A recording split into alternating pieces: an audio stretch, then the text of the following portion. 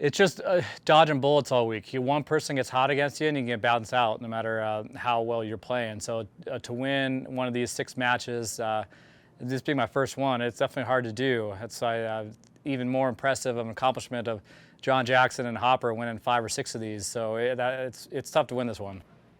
Kind of back and forth the front 9. I think the turning point was definitely number 10. I hit my driver to the right in the desert, took it unplayable, and ended up making par from 150, and then that kept 2 up. Once you get down to 1 up, 1 swing, that can erase that. So that was to be able to keep that breathing room and keep the pressure on for him to be able to make some birdies. That was probably the turning point of the round. My putting was great all week. I don't know if I had a 3 putt, maybe 1 for the entire week, and that's around here, that's pretty difficult to do. So my speed control was pretty good, and I made some clutch putts that kept me 1 up or 2 up or stayed even. So my putting definitely got me through this week, my putting, my driving.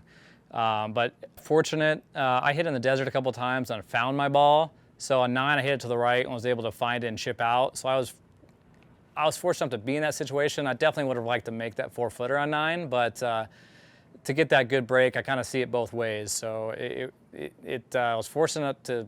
I definitely want to make that 3-4-footer, but I'm happy to walk out of there with a push, considering my first drive in the desert. So match play is just different. You run into one person, you shoot 3 or 4 under, which could be great in a stroke play event, and you could be in great position, and someone could knock you out in match play. So to win a match play event and to beat 6 players in this section, it's tough to do. So I haven't done it before, so it's the first time being able to do it. So it's just a different challenge than stroke play for sure.